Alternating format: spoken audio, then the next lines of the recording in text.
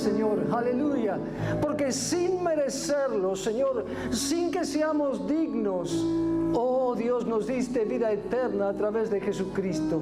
Señor, gracias en el nombre de Jesús. Gracias por este tiempo, Señor, que nos das de alabar, de bendecir tu nombre. Gracias porque podemos estar frente a esta mesa que tú presides, Señor, la que nos recuerda, oh Dios, tu sacrificio en la cruz del Calvario. Señor, en el nombre de Jesús te ruego ahora, tu gracia siga estando abundantemente sobre nosotros, sobre cada uno, Señor, para poder comprender, Dios mío, oh Señor, la palabra que hemos de escudriñar juntos por tu misericordia. Señor, reprende a Satanás y todo espíritu inmundo que se levante contra el conocimiento de la palabra de Dios, en el nombre de Jesucristo. Dios mío, ahora, Señor, tu palabra corra, sea glorificada, Señor, y cumpla el propósito para el cual tú la envías a mi corazón y al corazón de mis hermanos, en el nombre de Jesús, Señor. Amén y amén. Gloria a Dios, mis amados hermanos. Pueden tomar asiento. Gloria a Jesús. Vamos a compartir la palabra de Dios en la epístola de Pablo a los Efesios, capítulo 2, versículo 4, en la palabra del Señor.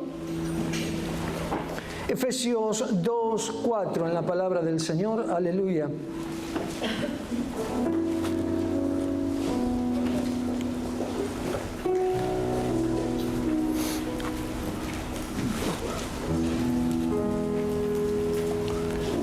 Gloria a Jesús. Efesios capítulo 2, versículo 4 en adelante, dice la palabra de Dios: pero Dios, que es rico en misericordia, por su gran amor con que nos amó, aun estando nosotros muertos en pecados, nos dio vida juntamente con Cristo. Por gracia sois salvos, y juntamente con Él nos resucitó y asimismo nos hizo sentar en los lugares celestiales con Cristo Jesús. Amén. Hasta aquí, mis amados, la palabra del Señor. Estamos en un pasaje, creo que muy conocido para todos nosotros. Es la epístola, la carta del apóstol Pablo a la iglesia de Éfeso. Como sabemos, Éfeso era la capital de la provincia romana de Asia. El apóstol Pablo visitó 2 veces aquella región. En su último viaje, en el tercer viaje misionero, Pablo permaneció por un periodo relativamente largo, casi 3 años, trabajando allí, desarrollando su ministerio, primeramente enseñando en la sinagoga, como sabemos, luego enseñando la palabra de Dios, como dice la Biblia, en la escuela de Tirano, pero además con un ministerio rico en señales. Dice la palabra que hacía el apóstol, que hacía Dios milagros extraordinarios por medio de la vida del apóstol Pablo. Y allí él tenía colaboradores fieles, sí, como Aquila, Priscila, Tíquico, Epafras y otros que colaboraban estrechamente con él en la obra de Dios. Así que en esos 3 años fueron de mucho fruto y se establecieron iglesias en toda aquella región de Éfeso, en la provincia de Asia. Pero los años pasaron, de hecho habían pasado varios años ya, y el apóstol Pablo ahora dirige una carta, dirige una epístola hacia aquella iglesia en condiciones totalmente diferentes.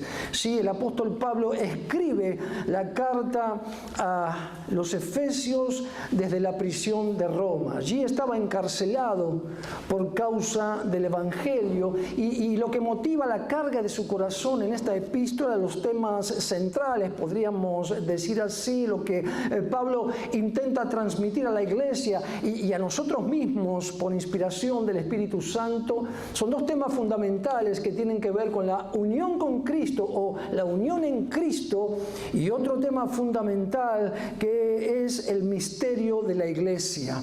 Misterio que estaba atesorado en el corazón de Dios, pero que fue revelado en el tiempo de Jesucristo para congregar en la iglesia a pueblos de distintas naciones y formar a través de la iglesia, a través de la congregación, un solo y nuevo pueblo en Cristo Jesús y para la gloria de Dios. Amén. El misterio de la iglesia de Cristo. Ahora, amados, es notable que la iglesia de Éfeso, como nosotros podemos comprender cuando leemos la epístola, es notable que tenía un crecimiento espiritual sostenido. En el capítulo 1, el apóstol Pablo se dirige a la iglesia, se dirige a los santos y fieles de la iglesia. Eso nos habla de crecimiento espiritual. Cuando Pablo se despide de las iglesias de la región de Éfeso, en Hechos capítulo 20, Pablo convoca a los ancianos de aquella iglesia, es decir, que había hombres con ministerio, de tal manera que la iglesia había crecido sostenidamente en su andar espiritual, en su caminar espiritual. Sin embargo, en el capítulo 2, nosotros vemos que el apóstol Pablo habla de un tema que seguramente era muy conocido para los hermanos de aquella iglesia, como lo es para nosotros. Es el tema de la salvación por la gracia, el cual Pablo desarrolla, podríamos decir, en este capítulo 2, mis amados hermanos, la salvación por gracia. Así que luego de hablar acerca de la condición previa de aquellos hermanos, es decir, de la condición que era antes de la salvación, que era la misma condición nuestra, luego pasa Pablo a desarrollar toda la obra de Cristo y cuál había sido el resultado de la gracia de Dios. Así que la condición previa de aquellos hermanos era igual a la nuestra antes de conocer a Cristo, ¿verdad? Versículo 1 dice: y Él os dio vida a vosotros cuando estabais muertos en vuestros delitos y pecados, en los cuales anduvisteis en otro tiempo, siguiendo la corriente de este mundo, conforme al príncipe de la potestad del aire, el espíritu que ahora opera en los hijos de desobediencia, entre los cuales también todos nosotros vivimos en otro tiempo en los deseos de nuestra carne, haciendo la voluntad de la carne y de los pensamientos, y éramos por naturaleza hijos de ira, lo mismo que los demás. Esto es lo que le dice el apóstol Pablo a los Efesios. Y es también nuestra condición, ¿verdad? Antes de que Cristo alumbrara nuestro corazón. Pero sigue el apóstol Pablo y dice, versículo 4, pero Dios, que es rico en misericordia por su gran amor con que nos amó. Aleluya, ¿sí?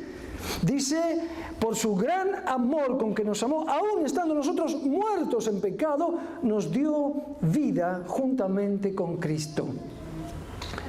Nos dio vida juntamente con Cristo, es decir, la vida de Cristo se manifestó en nosotros. El Señor ha venido a manifestarse, ha venido a morar en nuestro corazón de tal manera que al habernos arrepentido de nuestros pecados, al recibir al Señor Jesucristo como Señor y Salvador de nuestra vida, hemos pasado a tener lo mismo que aquellos hermanos de Éfeso. Hemos pasado a tener una relación, una experiencia real con el Dios verdadero y todopoderoso en Cristo Jesús. Amén. Esa es nuestra realidad, esa es la realidad que nosotros podemos vivir cada día como la experimentaban nuestros hermanos allí en la iglesia de Éfeso. Y dice además, y juntamente con Él nos resucitó, versículo 6. Mire qué importante. No solamente nos resucitó de la muerte eterna, sino también de la vida de oscuridad y de pecado en las cuales estábamos nosotros sumergidos y estábamos muertos delante de Dios. Amén. Esa era nuestra condición. Cristo nos resucitó, aleluya, para darnos no solamente vida eterna, sino para darnos una vida nueva. Gloria sea su nombre, mis amados hermanos.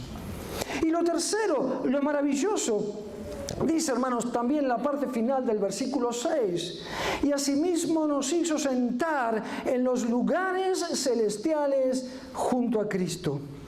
Nos hizo sentar en los lugares celestiales con Cristo Jesús. Es decir, que por medio de la fe, hermanos, Dios nos hizo sentar en lugares celestiales con Cristo Jesús. Es decir, ha puesto en nosotros un sentido de pertenencia, ha puesto en nosotros una identidad que habla de un reino espiritual, de una esperanza eterna, de las riquezas de su gloria, en las cuales vamos a estar por toda la eternidad.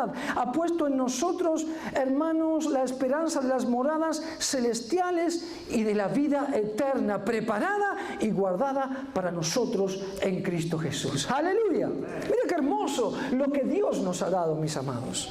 ¿Sí? Todo lo ha hecho Dios por amor. ¿Y cómo lo ha hecho Dios, hermanos? Los creyentes de Éfeso lo sabían y también nosotros. ¿Cómo lo ha hecho Dios? Por medio de Cristo. Amén. Esto es lo maravilloso. por medio de Cristo. Y específicamente, ¿de qué manera lo ha hecho Dios? Todos lo sabemos también, por medio del sacrificio de Cristo en la cruz del Calvario. Amén. Gloria a Jesús. Por medio del sacrificio, por medio de la cruz de Cristo, tal como lo afirma la palabra en Colosenses capítulo 2. Vamos a leerlo. Mi hermano, no está de más y es bueno recordar la cruz de Cristo en estos tiempos en que ha desaparecido de muchos púlpitos de nuestras iglesias. Muchos púlpitos, el mensaje de la cruz ha desaparecido en este tiempo. Pero es bueno recordar lo que hizo Cristo por nosotros. Dice Colosenses 2:13, y a vosotros, estando muertos en pecados y en la incircuncisión de vuestra carne, os dio vida juntamente con Él, perdonándoos todos los pecados, anulando el acta de los decretos que había contra nosotros, que nos era contraria, quitándola de en medio y clavándola en la cruz. Y despojando a los principados y a las potestades, los exhibió públicamente, triunfando sobre ellos en la cruz. Aleluya. Miremos la obra de Dios a través de Cristo en la cruz del Calvario, a través del sacrificio del Cordero de Dios, la obra completa en favor de nosotros, y solamente porque en su soberanía Dios tomó la iniciativa de amarnos. Aleluya. Esto es hermoso, hermanos. Gloria a Jesús. ¿Sí? Así que la cruz de Cristo es y será la señal eterna de la gracia de Dios sobre nosotros, la señal del perdón de nuestros pecados, de la verdadera vida que hemos recibido a través del Señor, de la victoria de su iglesia. Y lo será por siempre, hermanos, y todo ha sido porque Dios nos amó, porque no éramos y no somos más que pecadores delante de su presencia, no teníamos absolutamente derecho a nada. Amén. Estábamos completamente perdidos si no hubiera sido Dios el que envió a Jesucristo por nosotros. Ninguno de nosotros estaría en condiciones de reclamar nada a Dios si no hubiera sido por Cristo. De hecho, la Biblia dice, como acabamos de leer, que había un acta de decretos que nos era contraria. No sabemos qué decía ese acta de decretos, pero estaba en nuestra vida y estaba delante de Dios. Nuestra vida estaba ahí, delante de ese acta de decretos que nos era contraria, que nos llevaba a la condenación eterna. Tal vez ese acta diría, podemos imaginar, diría lo que dice Romanos 3:23, que por cuanto todos pecamos, estamos destituidos de la gloria de Dios, que por cuanto todos pecamos no teníamos ningún derecho a la presencia de Dios, no teníamos ningún derecho a la eternidad. O tal vez ese acta diría lo que resume aquí en Efesios 2, versículo 12, que también resume la condición en la cual estaban los hermanos de Éfeso y estábamos nosotros. Efesios 2:12 dice, en aquel tiempo estabais sin Cristo. Tal vez el acta decía eso además, que estábamos sin Cristo, ajenos a la ciudadanía de Israel, ajenos a los pactos de la promesa, sin esperanza y sin Dios en el mundo. Esa era nuestra condición, lamentable condición, una condición de muerte. Sí, mis amados. Pero Dios, que es rico en misericordia, por su gran amor con que nos amó. Amén. Aleluya. Sí, estando nosotros muertos, Él nos dio vida por medio de Jesucristo. Amén. Así que, amados del Señor, lo que nosotros podemos aprender básicamente de esta palabra es que el amor de Dios es la esencia de su gracia. Que la salvación es el fruto de su gracia. Y lo tercero que tenemos que tener en cuenta, mis amados, algo que a veces se nos escapa, que no solamente la gracia tiene esencia y tiene fruto, sino que la gracia también tiene de parte de Dios propósito para con nuestra vida. Esencia, el amor; fruto, nuestra salvación; Y un propósito que nosotros no debemos descuidar, el propósito de la gracia de Dios sobre nosotros, que tiene que ver primeramente con Cristo, lo cual seguramente nosotros aceptamos de corazón y lo entendemos perfectamente, pero que tiene que ver también con cada una de nuestras vidas, lo cual a veces, mis amados, nos cuesta entender, nos cuesta poner por obra. ¿Qué es el propósito? ¿Qué quiere decir que la gracia tiene un propósito? Es decir, si vamos a la gracia tiene un porqué, porque Dios nos amó, por su gran amor con que nos amó, amén. Pero el propósito de la gracia tiene también un ¿para qué? ¿Para qué Dios nos salvó? Si nosotros nos preguntamos, como dijimos recién, ¿por qué Dios me salvó? Por amor, por su gran amor con que me amó. Pero ¿para qué Dios me salvó? Sí, mis amados, ese es el propósito de la gracia. Y la palabra nos clarifica, la palabra nos enseña acerca del propósito de la gracia de Dios. Nos da la respuesta que, como decíamos, nosotros necesitamos tratar de comprender y de tratar de vivir, sobre todo en estos tiempos.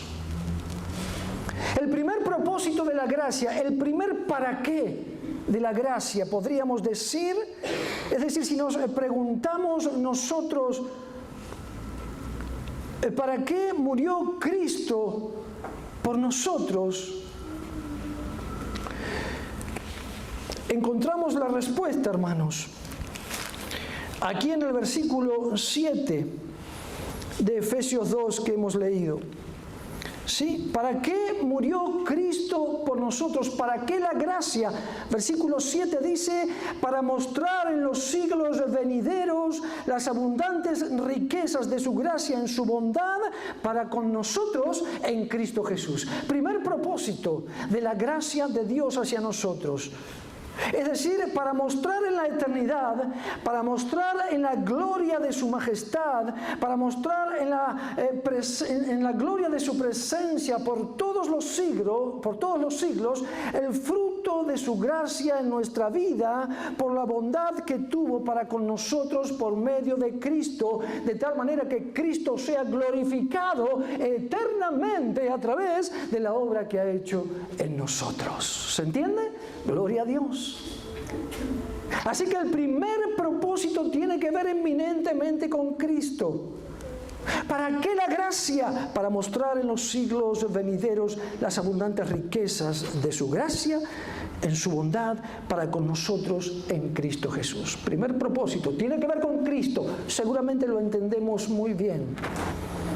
Pero hay un segundo propósito, mis amados hermanos, que tiene que ver exclusivamente con nosotros, específicamente con nosotros, y que necesitamos, y sobre todo en estos tiempos, como habíamos dicho, entenderlo y poder vivirlo.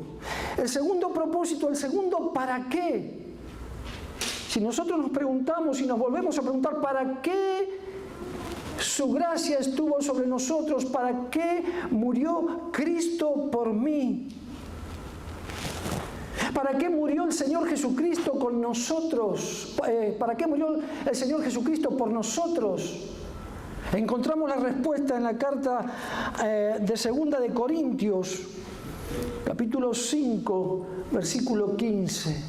Si usted me acompaña rápidamente. Segundo propósito de la gracia. ¿Para qué fuimos alcanzados por la gracia de Dios y Cristo murió por nosotros? Dice el versículo 15 de 2 de Corintios 5, y por todos murió. ¿Para qué? Para que los que viven ya no vivan para sí, sino para aquel que murió y resucitó por ellos. Segundo propósito de la gracia. ¿Se da cuenta, mi amado?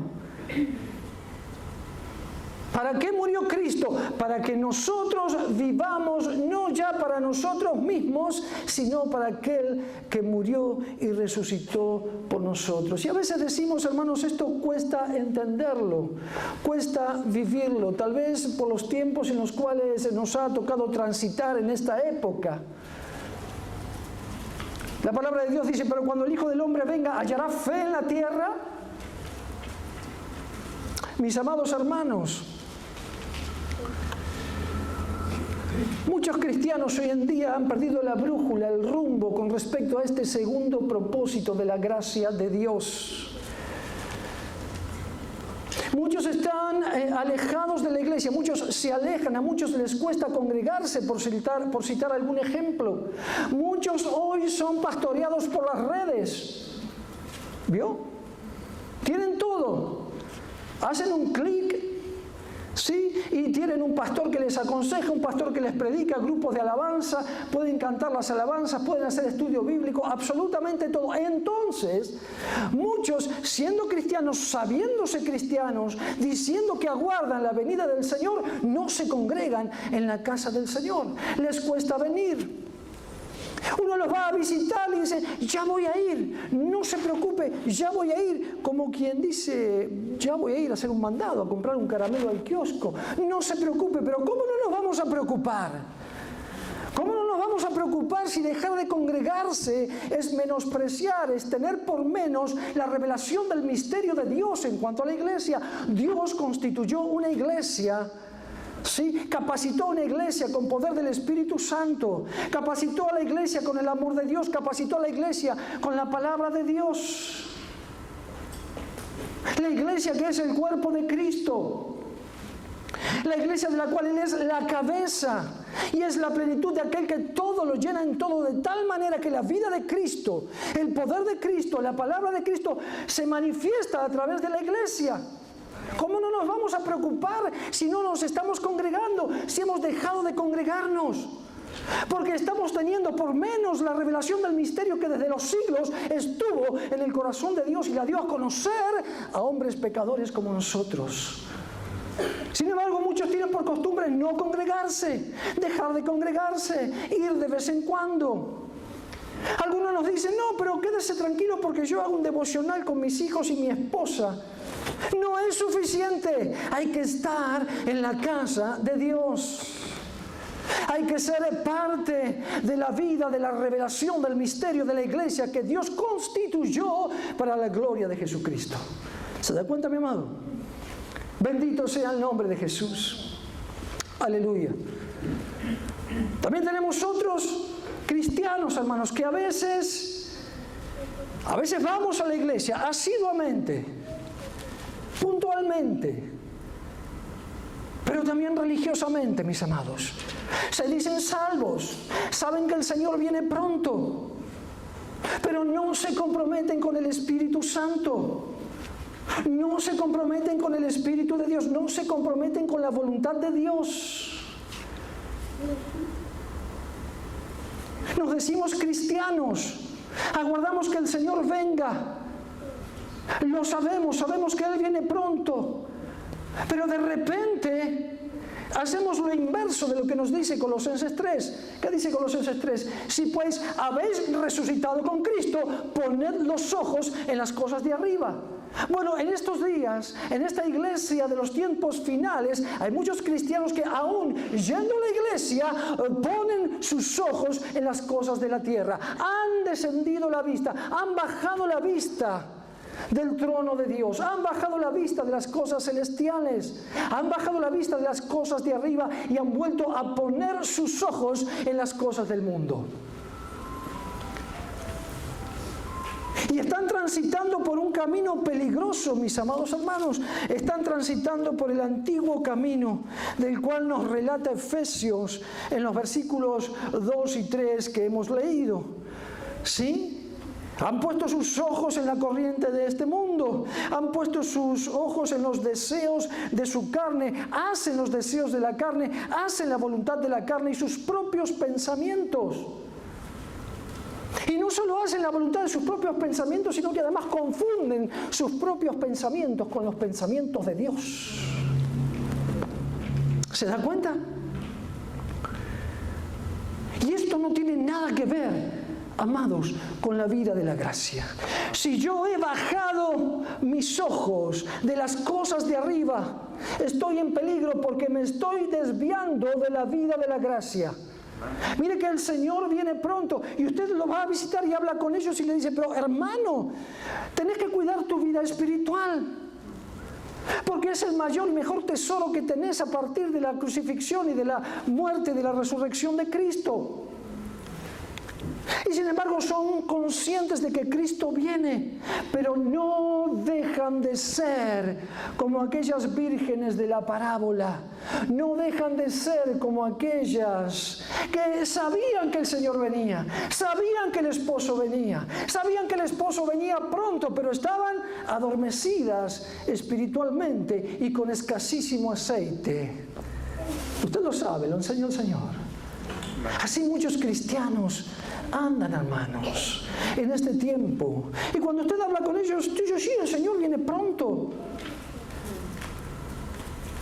Y yo me preguntaba, ¿qué hará el Señor con nosotros si somos cristianos mediocres? ¿Qué hará el esposo? Porque el resultado lo tenemos muy claro.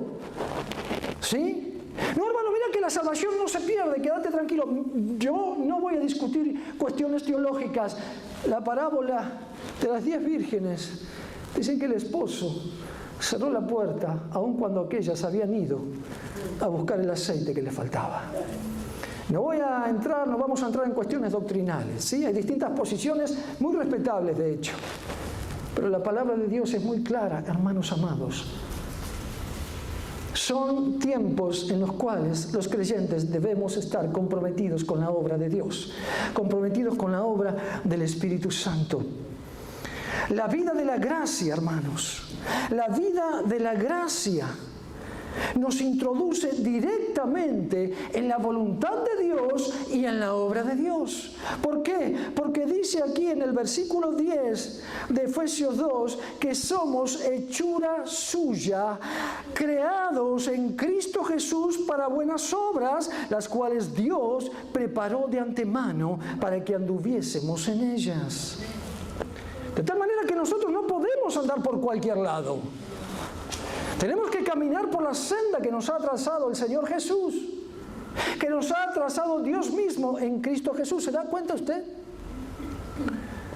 Este es el segundo propósito de la gracia, el cual a veces no logramos entender del todo. Nos cuesta, nos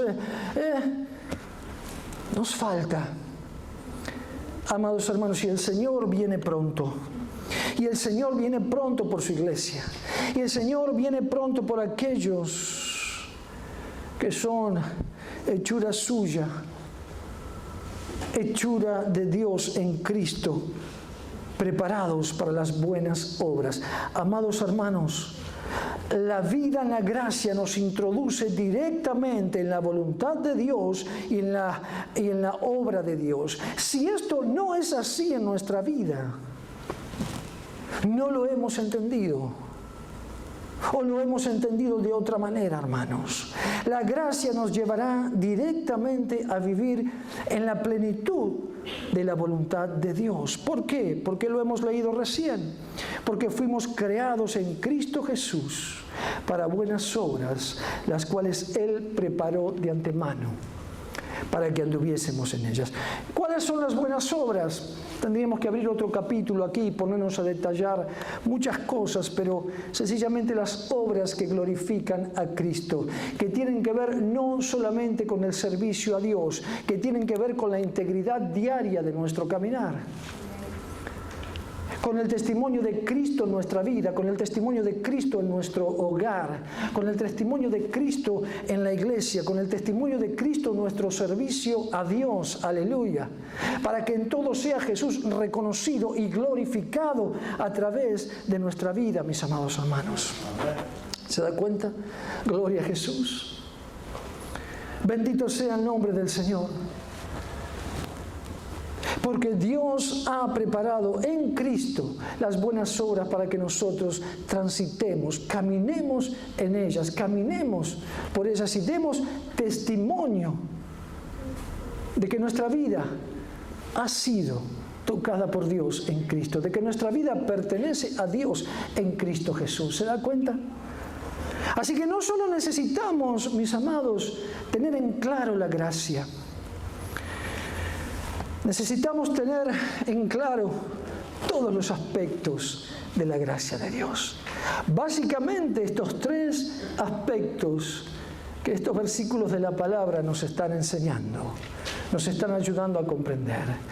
Que la gracia tiene una esencia, que la gracia tiene un fruto, pero que la gracia también tiene un propósito de parte de Dios hacia nosotros. Que el primer propósito es en Cristo y que lo contemplaremos en la eternidad viendo la gloria de Cristo. Amén.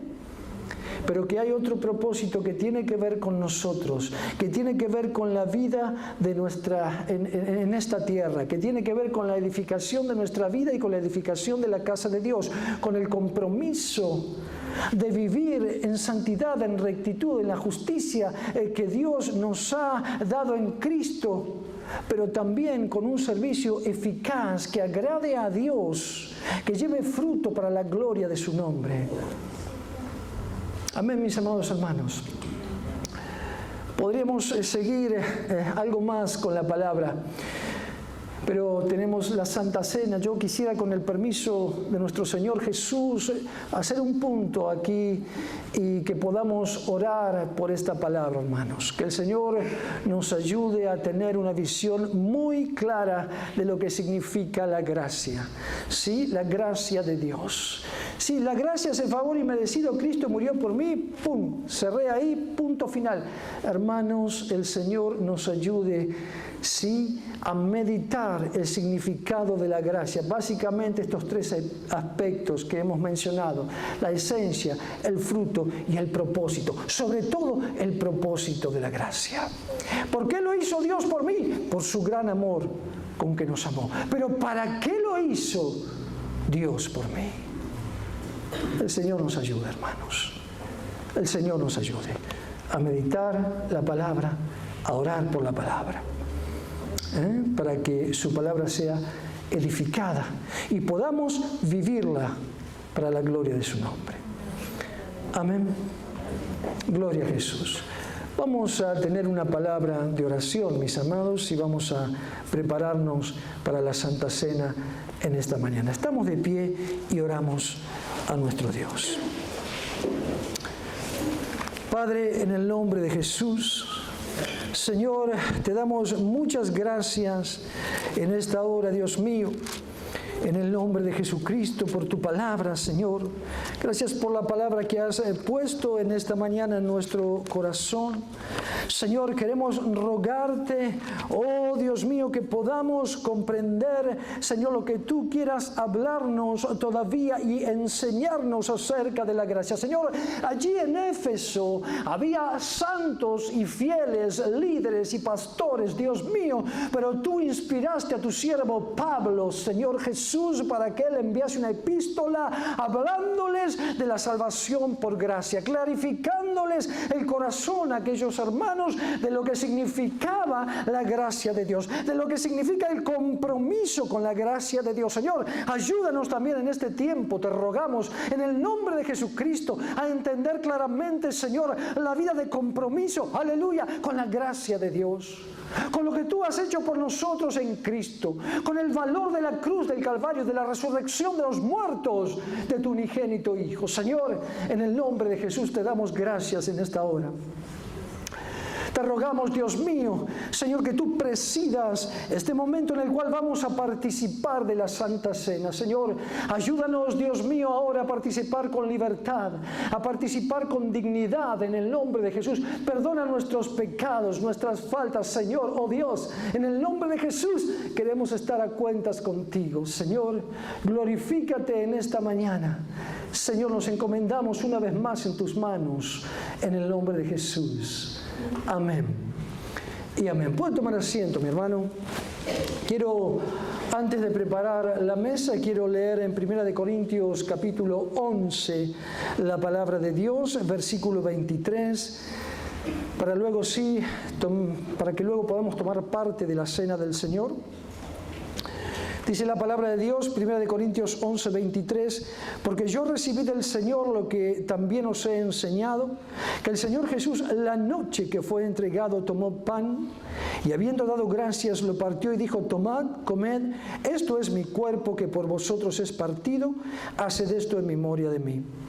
Asimismo tomó también la copa después de haber cenado, diciendo, esta copa es el nuevo pacto en mi sangre, haced esto todas las veces que la bebiereis en memoria de mí.